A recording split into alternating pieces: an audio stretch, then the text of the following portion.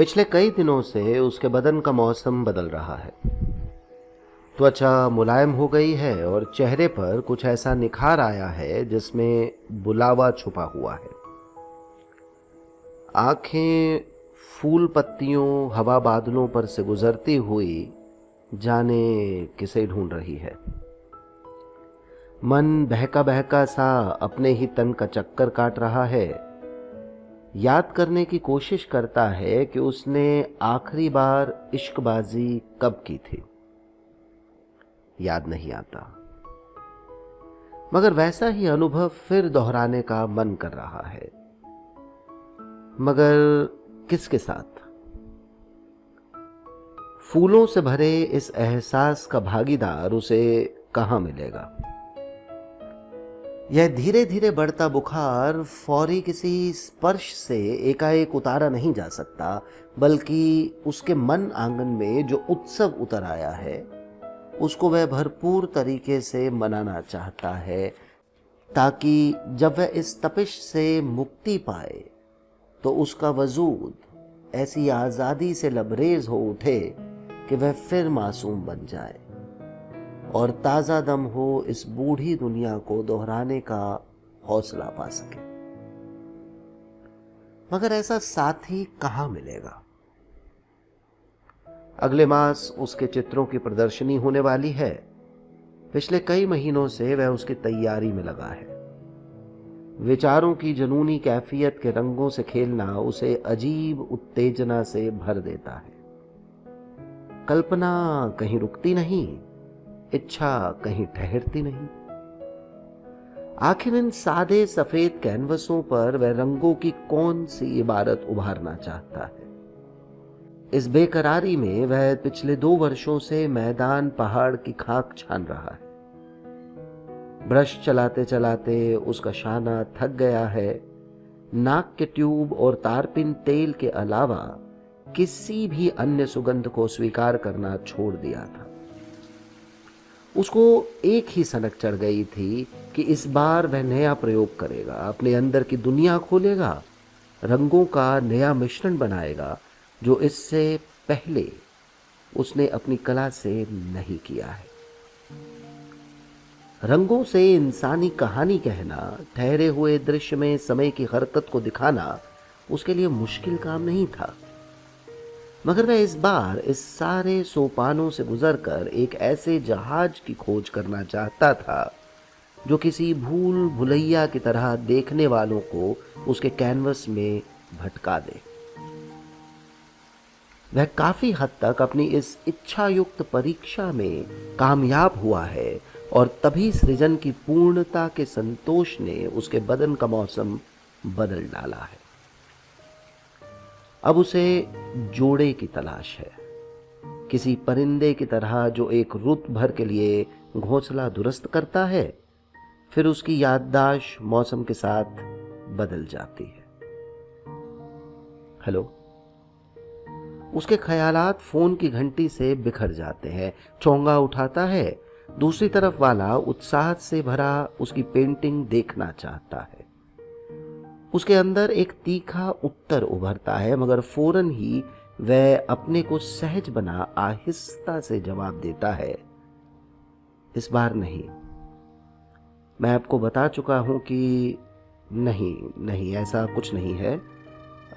बस कुछ, अच्छा 15 को जरूर आइएगा, कार्ड पहुंच जाएगा।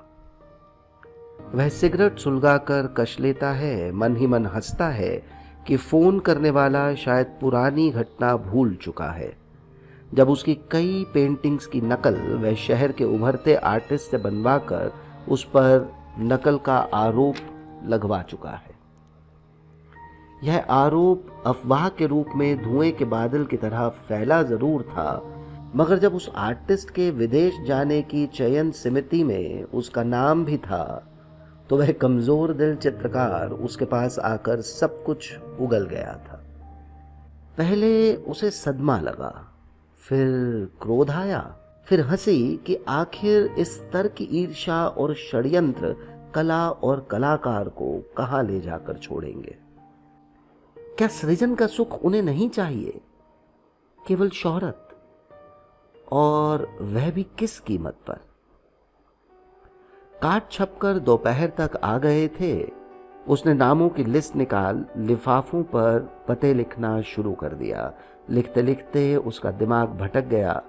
जहन में पिछली जिंदगी का एक दृश्य अटक गया। इस दृश्य को याद कर करके उसने अपने को कितना बिखेरा था। मगर वक्त अब ठहरा सा लगता है जिसमें वह घटना अटकी लगती है। एक ट्रेन हादसे में एक साथ उसका परिवार खत्म हो गया। उसकी माँ, जवान पत्नी, पिता, छोटे बहन, भाई, सब। इस अकेले घर में कितना भटका था। यादों की दुनिया में डूबकर वह भूल चुका था कि उसकी अपनी भी एक जिंदगी है जिसको उसे जीना है। और फिर एक लंबी बीमारी और उदासी के गर्त से उसे डॉक्टरों ने निकाला था। धीरे धीरे करके उसके अकेलेपन ने उसको संभाला था। रिश्तों के सुख से वह वंचित हो उठा था। उसका शरीर हर तरह के स्पंदन से मुक्त हो एक वीरान मैदान की तरह बंजर हो उठा था।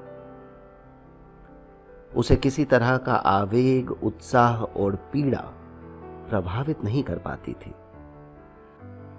मानो उस हादसे ने उसके अंदर की दुनिया पर पूरा कब्जा कर लिया हो और मौत का अंतिम दृश्य किसी बड़ी हिमशिला की तरह उस पर जम गया हो। उसी हिमशिला को समय ने पिघलाया था। प्रदर्शनी शुरू हो गई थी। भीड़, इंटरव्यू, प्रशंसा, आलोचना और अंदर की दुनिया के बंद दरवाजों का धीरे धीरे खुलना उसे सहज बना रहा था। शाम को अपने मित्र द्वारा दी गई कॉकटेल पार्टी में उसकी मुलाकात एक विदेशी पेंटर से हुई जिसकी बातें और विचार उसे अलग लगे। एक सहज आकर्षण उसने अपने अंदर महसूस किया। शायद इसलिए कि अपनी पेंटिंग दिखाने का उसका आग्रह था जिसमें उसे एक अलग देश की प्रकृति और संवेदनाओं को देखने का मौका मिलने वाला था। वायदा करके वह विदा हुआ कि परसों वह ठीक समय पर उसके बंगले पर पहुंच जाएगा। घर लौटकर उसे उस पेंटर का ध्यान कई बार आया, विशेषकर उसकी बातें और पेंटिंग्स पर उसकी टिप्पणियां जो अपनी तरह से उसकी सोच को खोल रही थी। वह पिछले 20 वर्ष से ब्रश चला रही थी और भारत इसलिए आई थी ताकि वह अपने ब्रश को नया रंग दे, एक अलग तरह की अभिव्यक्ति कैनवस पर उभारे। इस कोशिश में वह दक्षिण भारत के सारे मंदिर देख चुकी थी, राजस्थान के सौंदर्य आंक चुकी थी, मध्य प्रदेश और कश्मीर घूम आई थी। उसकी यह भटकन कहीं पर उसे अपनी सी लगती थी, जैसे वह उसी का साया हो। उससे बात करके लगा था कि वह जिंदगी को एक नए कोण से देखने की जुस्तजू में भटक रही है। यह व्याकुलता अजीब खूबसूरती से उसके अंदर से फूट रही थी। सुबह अखबार में कई लेख उसकी नई पेंटिंग्स पर थे। प्रशंसा थी, मगर ऐसा कुछ नहीं था जिससे उसे आगे के पड़ाव का रास्ता दिखता। उसने अखबार किनारे रखे और सिगरेट निकालकर सुलगाई। मन में सवाल उभरा, यह सुस्त बेकार दिन कैसे काटा जाए। नया कुछ बनाने का मन नहीं। आखिर वह भी इंसान है, कंप्यूटर नहीं जो एक ही तरह का डेटा फीड करता जाए। खिड़की खोलकर खड़ा हुआ। सड़क पर चहल पहल थी। थोड़ी देर उसमें गुम रहा, फिर तैयार होकर लंबी ड्राइव पर जाने के लिए निकल पड़ा। मन में कई बार विचार उठा कि आखिर अब उसे एक घर बसा लेना चाहिए। इस तरह जिंदगी तन्हा कब तक चलेगी। बात करने के लिए भी तो कोई हो जो बहुत मामूली जरूरतों के बारे में उसकी चिंता करे। कला और चिंतन, सियासत और समाज के गूढ़ प्रश्नों से हरदम जूझा नहीं जा सकता। आज उसके मन में ब्याह की इच्छा उभरी है। यदि यह बात डॉक्टर को पता चले तो वह बहुत खुश होकर एक जुमला कहता कि अब आप बिल्कुल नॉर्मल हो चुके हैं, आपको मेरी दवा की जरूरत नहीं रही है। दूसरे दिन शाम को अपनी छोटी सी पेंटिंग को उपहार के रूप में देने के लिए वह अपने साथ ले गया। उसे उम्मीद थी कि आज की शाम बहुत अच्छी गुजरने वाली है। वहां उसे कुछ और नया सुनने और देखने को मिलेगा। विशेषकर अपने ही देश को वह एक विदेशी नजर से समझने की कोशिश करेगा। रंगों का चुनाव, ऋतुओं का प्रभाव और लोगों के चेहरे के भाव को लेकर वह किस भारतीय आर्टिस्ट को देखती है, इस पर बड़ी अच्छी बातचीत हो सकती है।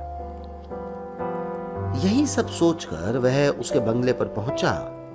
हरी घास पर फूलों की क्यारियां खिली हुई थीं। उसने घंटी बजाई। नौकर ने दरवाजा खोला और उसका कार्ड लेकर उसे अंदर कमरे में बैठाया। अंदर घुसते ही उसे पियानो की मंद आवाज सुनाई पड़ी। सोफे पर बैठकर उसने कमरे पर उचटती नजर डाली। तभी आवाज आई, हेलो, वेलकम। उसने आगे बढ़कर हाथ मिलाया और सामने वाले सोफे पर बैठ गई। कैसी हैं? शिष्टता से पूछा सवाल सुन वह हंस पड़ी। चाय की ट्रे आ गई थी। उसने बिना किसी औपचारिकता के 2 प्याले चाय बनाई और धीरे से गुनगुनाते से स्वर में कहा, जब मैं पियानो बजाती हूं तो अपने बचपन में लौट जाती हूं। अच्छा, उसने हल्के से घूंट भरा। आपकी तरह मेरा ब्रश बहुत सधा हुआ नहीं है, तो भी मुझे अच्छा लगेगा कि आप मेरा काम देखें। चाय खत्म हो गई। प्याली मेज पर रखकर उसने अपनी पेंटिंग का उपहार उसे भेंट किया और उसके साथ उसके स्टूडियो में गया, जहां रंग, कैनवस, किताबें और कुशन बिखरे पड़े थे। वह एक एक पेंटिंग अलग निकालकर सामने दीवार से टिकाती हुई बोली, यह घर मेरा नहीं है, तो भी इस कमरे को मैंने अपना बना लिया है। ये सारी पेंटिंग्स मैंने यहीं बैठकर बनाई थी जब भारत आई थी। फिर घूमने में लग गई और काम अधूरा रह गया, मगर मुझे यह कमरा हमेशा याद रहेगा। मैंने यहां रहकर अपनी गुजरी जिंदगी को एक पाठक की तरह पढ़ा। इस पाठ में पाठक की आलोचनात्मक दृष्टि ने मेरी कोताही, नाकामी, आकांक्षा और उपलब्धि को छांटा और मुझे लगा मैं अपने को दोहरा रही हूं, जो मेरी कला के लिए शायद हानिकारक है। मुझे कुछ ऐसा करना है जो पहले किसी ने नहीं किया हो। और वह मुस्कुरा पड़ी। ऐसा ही मैंने भी सोचा था, हंसकर उसने कहा और हाथ बढ़ाकर उसका हाथ थाम लिया। उसे महसूस हुआ कि कोई उसकी तरह सोच रहा है। उसकी तन्हाई बढ़ती सी लगी। मेरे हाथ बहुत छोटे हैं, इनको मैं माहिर बनाना चाहती हूं आपके ब्रश की तरह, और हर बड़े फनकार की तरह मैं अमर हो जाना चाहती हूं। वह हंसी। उसकी आंखों का सपना उसके चेहरे के भाव में घुल गया। हर कीमती चीज छोटी होती है। दिल को देखो, जो इतने बड़े शरीर को संचालित करता है। उसकी आवाज में कंपन था, भावना का और बदलते मौसम का। दिल चाहा कि उन हाथों को दबाए किसी फूल की नाजुक पंखुड़ी की तरह, और मगर फिर उसने अपने ऊपर काबू पा, अपने उन हाथों पर अपनी पकड़ ढीली कर दी। यहीं बैठते हैं, वह बोली। मोड़ों पर से फैला सामान हटाया और फिर धीरे से बोली, मेरे देश में मेरा कोई इंतजार नहीं कर रहा है। दरअसल मैं अवैध संतान हूं। मगर मेरी कला की दुनिया को मेरी नई पेंटिंग्स का इंतजार है। सादे कमरे के कैनवस की सफेदी पर जिंदगी के रंग उभरे हुए थे। उन्हीं में उसकी आंखें उलझ गईं। नाक में एक बेहद मुलायम सी खुशबू भर गई। वह पास बैठी थी। उसके अंदर की खूबसूरती उसे लुभा रही थी। उसने पास बैठी उस औरत को एक मर्द की नजर से पहली बार देखा। उसे वह औरत आकर्षक लगी। उसके कटावदार होंठ और गालों की उभरी हड्डी पर कमानदार भौहें और जिज्ञासा से भरी आंखें एक अजीब सा संतोष दे रही थी। मन किया कि उसे चूम ले। तभी वह मुड़ी और उसने रैक से एक भारी पुस्तक खींच ली और उसको खोलकर उसके सामने रखा। संसार की मास्टरपीस पेंटिंग्स के बारे में किसी कला समीक्षक की वह पुस्तक थी। पुस्तक देखने के क्रम में शैम्पू की गंध से भरी उसके बालों की लट चेहरे पर झुक आई थी। उसने हाथ बढ़ाकर उसे हटाया। इस कोशिश में उसकी उंगलियां गालों से छू गईं और एक तपती हुई सिहरन उसके अंदर फैल गई। इस पुरवाई से वह संभल भी नहीं पाया था कि उसकी आंखें उसके चेहरे पर टिक गईं। उनमें स्वागत का उत्सव था या उसके अंदर फैले उत्सव का उल्लास था, जिसने हाथ बढ़ाकर उसके चेहरे को दोनों हाथों में थामा। उसने कोई प्रतिवाद नहीं किया। दोनों की गर्म सांसें एक दूसरे के चेहरों को सहला रही थीं। एक इच्छा बेकाबू होकर दोनों के सीनों में एक साथ पंख फड़फड़ा रही थी, जैसे कहना चाह रही हो कि ऐ औरत, मुझे तुम्हारी जरूरत है, या ऐ मर्द, मैं तुम्हारे बिना अधूरी हूं। तभी फोन की घंटी बज उठी। दोनों के दिल जैसे ठहर गए। बाढ़ का पानी उतरने लगा। वह उठी और हल्के से मुस्कुराती हुई फोन उठाने लगी। उसके चेहरे पर भी एक जवाबी मुस्कान की लहर दौड़ी। दोनों संभल चुके थे। यह संभलना शायद वह समझदारी थी कि अगला कदम क्या होना चाहिए। जो होने जा रहा था वह बुरा क्या था? एक दूसरे को चाहना, एक दूसरे को पाना, यही तो औरत और मर्द के रिश्ते की सबसे खूबसूरत मांग है। फोन पर बात खत्म कर वह मुड़ी और उसके करीब आकर खड़ी हो गई। दोनों खुली किताब पर छपी तस्वीरें देखते रहे या फिर किसी नतीजे पर पहुंचने के लिए एक दूसरे को तोलते रहे। पन्ने एक के बाद एक कम होते गए और जब किताब बंद हुई तो उसने उसकी कमर में हाथ डाला और अपने जानों की तरफ खींचा। वह किसी बच्ची की तरह उसकी गोद में बैठ गई। पहले वे हाथ मिले जो ब्रश पकड़ते थे, फिर होंठ, और फिर वे आंखें बंद हो गई जो रंगों का चयन करती हुई दृश्य देखती, आकृति उभारती हैं। उसके बदन का मौसम भरपूर बहार में बदलने लगा। उसे महसूस हुआ मोगरे की अधखिली कलियां उसके चारों तरफ बिखरी हैं।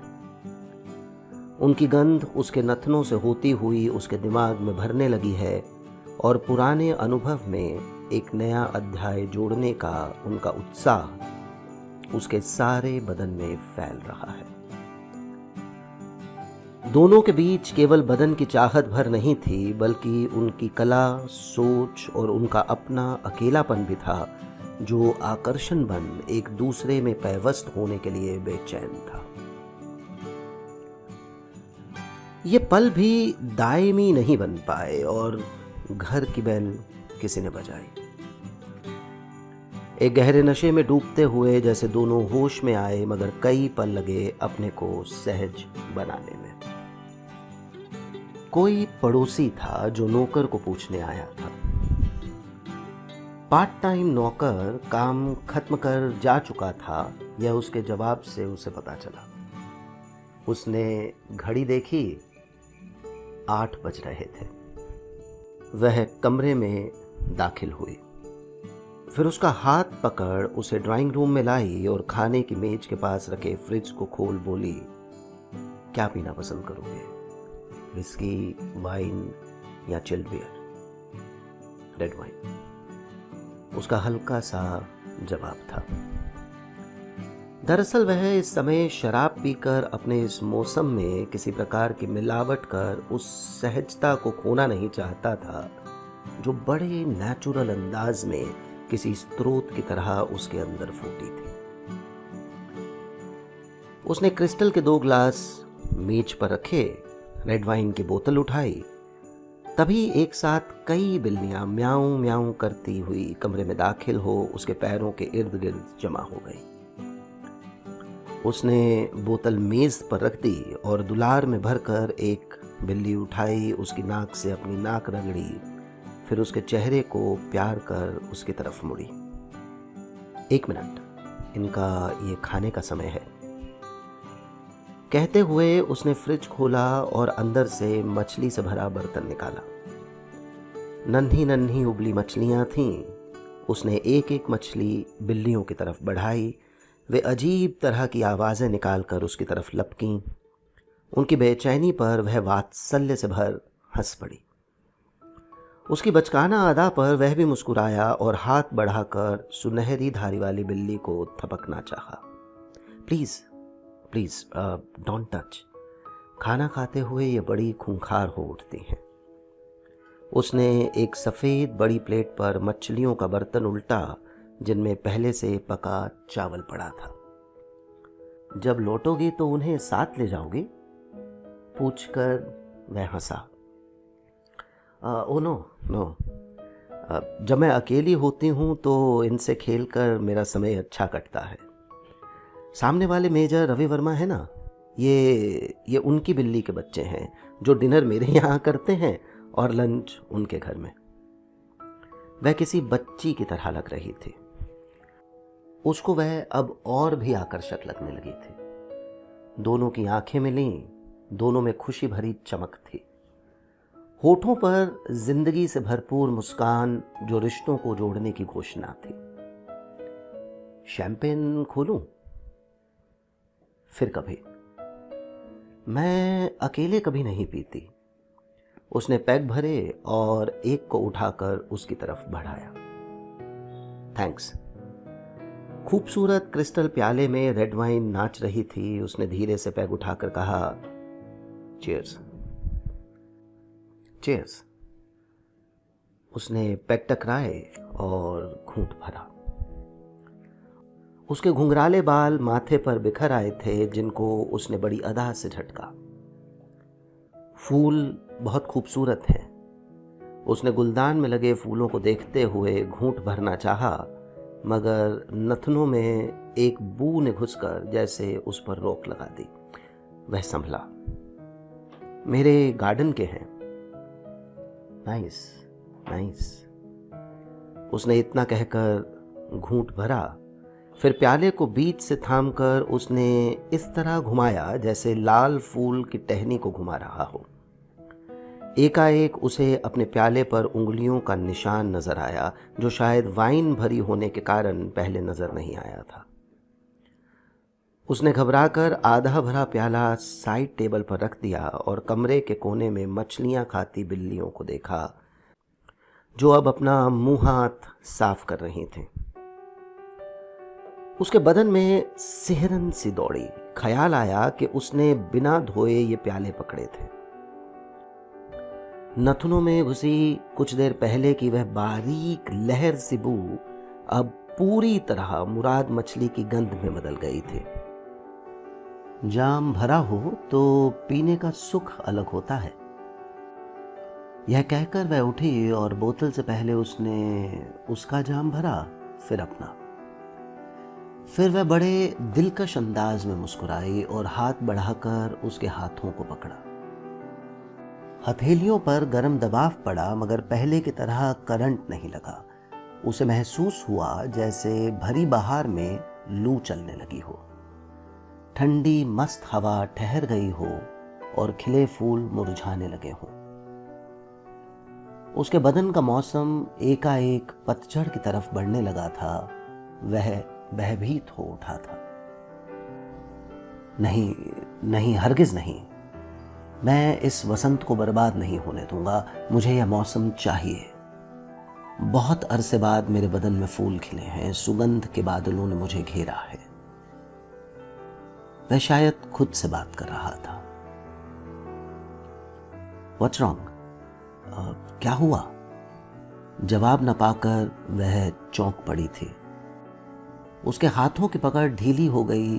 आंखों का ठहराव देख उसने अपने हाथ समेट लिए और हल्की सी घबराहट में उसने अपना पैग उठाया तथा खिसियाई हंसी के साथ बड़े बड़े घूंट भरे। अपने माथे पर आए बाल समेटने लगी। नहीं, कुछ खास नहीं। उसने मुस्कुराने की कोशिश की और भरा जाम उठाया ताकि घूंट भर सके, मगर वह होठों तक उसे ले जाकर वापस ले आया। उसका दिल व दिमाग जिस नफासत की तलाश कर रहा था, उसके खो जाने का दुख उसे सालने लगा था। मन किया कि लौट जाए। अब वह नाजुक एहसास की घाटी से निकल आया था। उसकी भावुकता को गहरा धक्का लगा था। बात जरा सी थी कि मोहब्बत की इस घाटी में मौत के साए की पदचाप नहीं सुनना चाहता था। उस धब्बे ने उसकी संवेदनाओं के तार को काट कर रख दिया था। उसका सारा उत्साह सुन पड़ गया था। अब वह चाहे भी तो अपने को भुलावा नहीं दे सकता। आखिर वह मर्द है और मर्द का बदन अपनी अभिव्यक्ति में चाहकर भी बेईमानी नहीं बरत पाता। वह उदासी की तरफ बढ़ने लगा। उसके चेहरे की बदलती कैफियत कैसे छुप सकती थी। वह थोड़ी देर खड़ी उसे देखती रही, फिर मुड़कर उसने रिकॉर्ड प्लेयर ऑन किया। कमरे में रूहानी धुन बल खाने लगी जो उसे सहज बनाने की जगह थकाने लगी। उसने हाथ में पकड़ा वाइन का प्याला मेज पर रखा। उसमें लाल शराब नाच रही थी। मुझे याद ही नहीं रहा कि एक जरूरी अपॉइंटमेंट था, उसने एकाएक घड़ी देख शर्मिंदगी के अंदाज में कहा और उठ गया। मैं इजाजत चाहूंगा। I am sorry. तो आप जाएंगे? उसके चेहरे पर पहले आश्चर्य, फिर दुख और अंत में अपमान की तमतमाहट फैल गई। हो सके तो मुझे माफ करना। उसके दिल में भी कुछ टूटा और चेहरे पर एक शर्मिंदगी भरी बेबसी फैल गई। वह बिना हाथ मिलाए भागना चाहता था। जो बचा हुआ वसंत उसके अंदर मौजूद था, उसे खोना नहीं चाहता था। इसलिए जब वह अलविदाई किस की आशा ले आगे बढ़ी तो वह बिना चुंबन लिए घर से बाहर निकल आया। कार का दरवाजा खोलकर जब उसने बाएं में हाथ हिलाकर गुड नाइट कहा तो उसकी हैरत ज़दा आंखों में आंसुओं के सितारे चमक उठे थे जो पूछ रहे थे कि मेरी खता क्या है। उसने तेजी से गाड़ी मोड़ी और बिना उसकी तरफ देखे वह सड़क पर तेजी से बढ़ा। उसे डर था कि दोबारा आंखें मिलते ही उसकी चमकीली आंखों में ठहरे सितारे टपक जाएंगे जो वो सहन नहीं कर पाएगा। उसके मन में कसक उठी थी जो इस बात का शिद्दत से एहसास दिला रही थी कि रंगों की दुनिया के बीच वह भी तन्हा है, मेरी तरह बिल्कुल तन्हा। शहर के खामोश इलाके की तरफ उसने कार मोड़ी और खाली सड़कों को नापने लगा। उसे पछतावा था, दुख था एक औरत को इस तरह आहत अकेला छोड़ने पर, मगर वह मजबूर था। उसे तलाश थी ऐसी साथी की जो उसके कोमल एहसास को तितली के पंख की तरह मुलायम स्पर्श से जगा दे, हल्के, बेआवाज।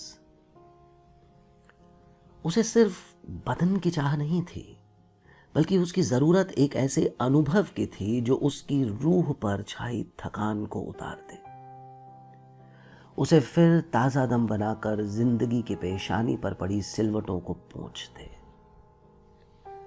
मगर उस घाटी में उतरने से पहले उसकी जरा सी लापरवाही ने उसे सचेत कर दिया कि वह उसकी पूरक नहीं बन पाएगी।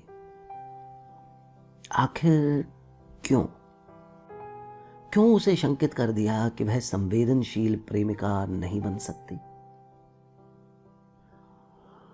उस घड़ी में उसने जीवन के उत्सव में मौत को क्यों छू लिया था, जबकि बहता पानी, खिलते फूल, चहचहाती चिड़ियां, घुमड़ते बादल और नाचती मछलियां बदन के उस मौसम की साक्षी थी।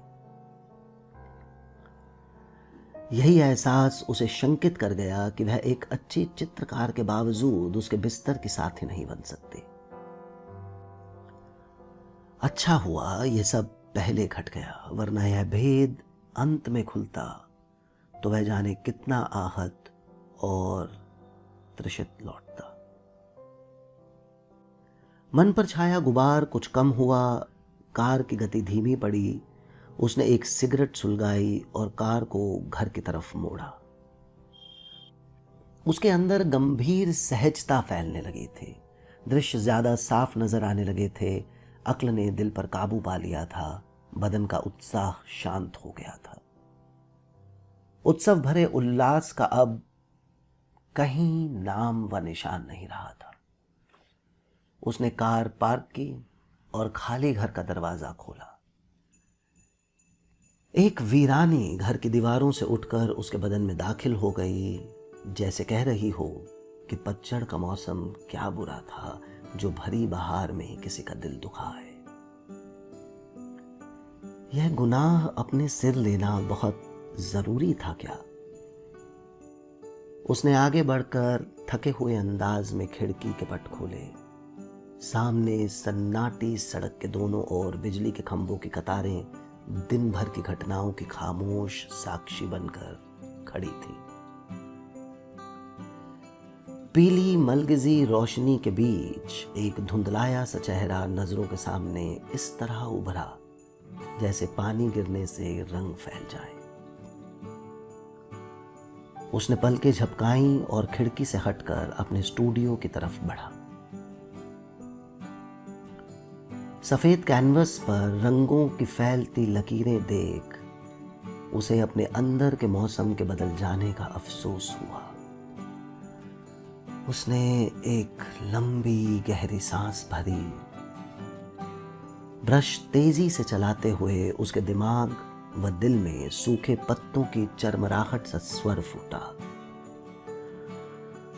अब फिर वह इच्छा वसंत लेकर कब उसके शरीर में जागती है पता नहीं। और यह भी क्या पता कि उस लौटती बहार में उसको अपना जोड़ा मिल ही जाए। नमस्कार।